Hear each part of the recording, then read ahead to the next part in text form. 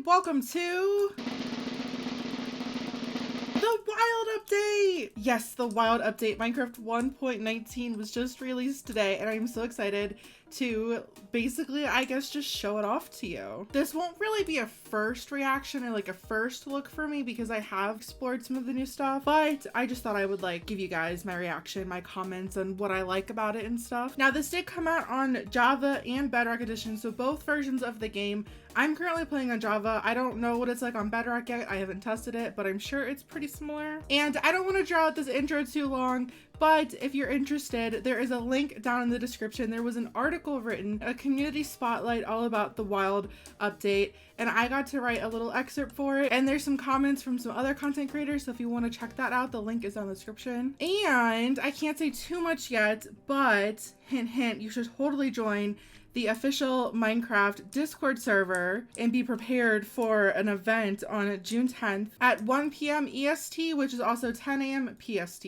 Okay, let's get into all of the new stuff in this update, starting with this mangrove trees. Okay, so of course we have these beautiful mangrove trees, and they're so cool because the roots actually extend down into the water. This is like my favorite part. They're so unique.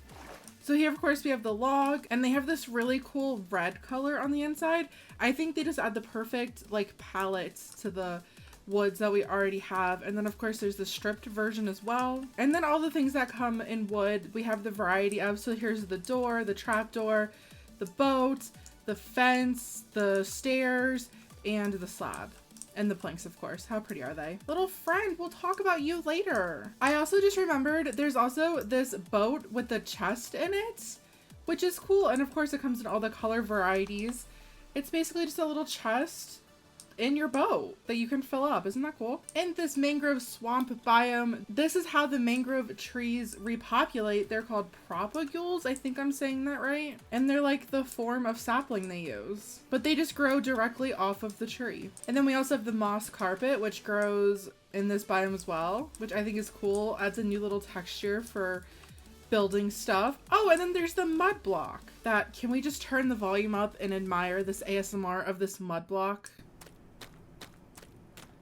Okay, it might be a little weird sounding, but it's cool. So we have the mud block, the mud bricks, which I think these are probably my favorite thing because these mud bricks work so well as flooring in houses, especially when you pair them with a mangrove tree. Oh, just so pretty. And then those come in stairs, slabs, and walls as well. And here's the packed mud block too. To craft the packed mud and the mud bricks, we first take a mud and a wheat to get the packed mud, and then you take 4 packed mugs to get 4 mud bricks. I'm just so excited to see like all the new building stuff that we can make with these cool blocks. I think it's so exciting. Okay, let's move on to probably what everyone is most excited about, or maybe it's just me, as you can tell by my outfit. It's the frogs. So the frogs come in 3 different color variations. This one is the white one, also known as the warm variant. If we come over here to like this biome, we can see the orange ones, which are the temperate temperature ones. And if we visit this ice spikes biome, the frogs will be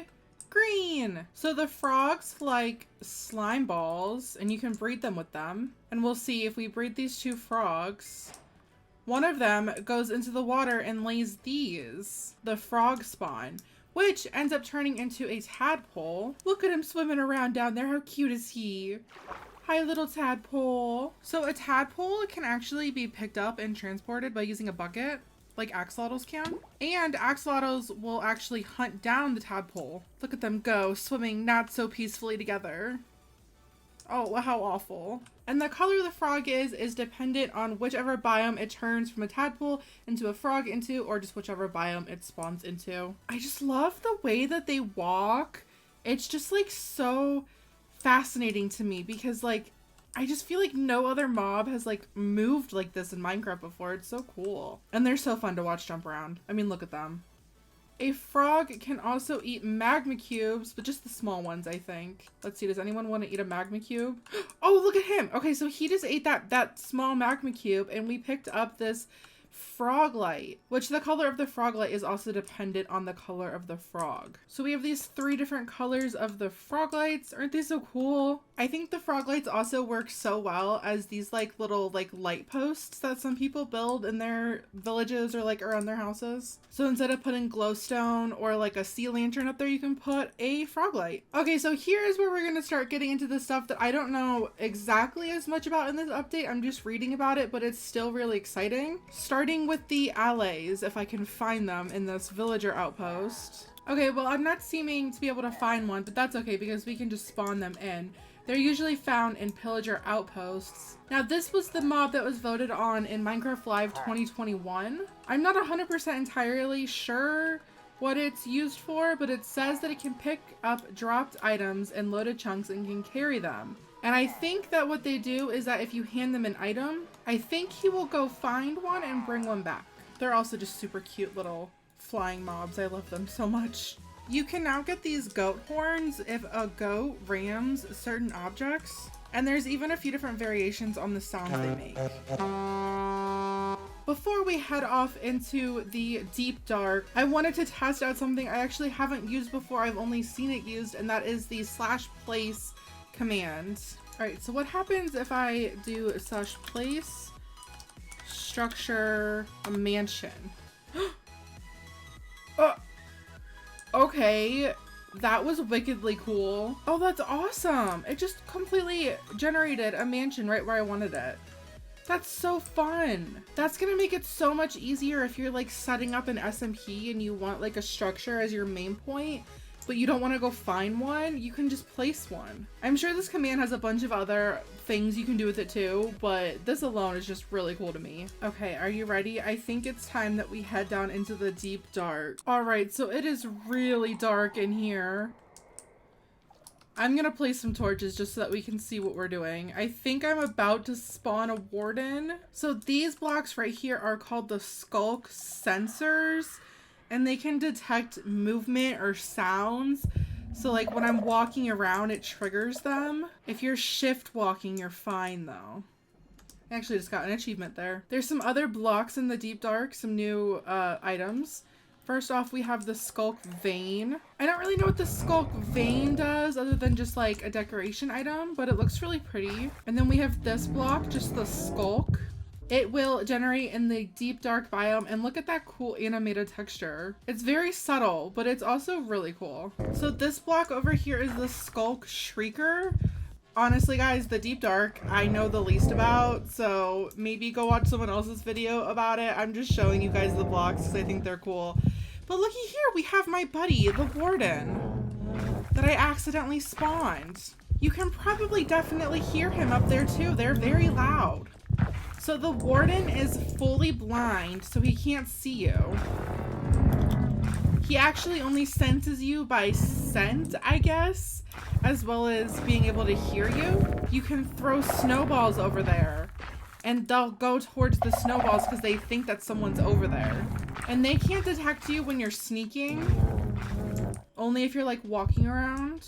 Oh, and this is interesting. They can detect you if you have invisibility because they're not actually seeing you, they're hearing you. So we also have this structure, which is basically as big as a biome. It's called the Ancient City. I don't know what these like areas are supposed to be. I've heard some people call them portals. Just a really interesting structure. It's got this cool block right here. I think I angered someone. There's also a bunch of little hidden chests around the ancient cities. Oh no, oh no. Oh, that's creepy. Actually, I haven't seen them crawl to the ground first, so that was weird. So in these chests, you can get things like other like cave chests, but now there's disc fragments. So if you can collect 9 of these disc fragments, you can get disc number 5, which I'm not going to play for you, but it's really interesting and kind of creepy sounding. So in these chests, you can also find things like echo shards, which can be used to craft this recovery compass. which basically will just point you back to the place that you died the last time so you can go get your stuff. There's all the different deep dark blocks in here, like these guys. I've also heard, I'm not that into redstone, but these skulk sensors have like some redstone capabilities with like the vibration sensing, which could be really interesting for builds and stuff if you're into redstone.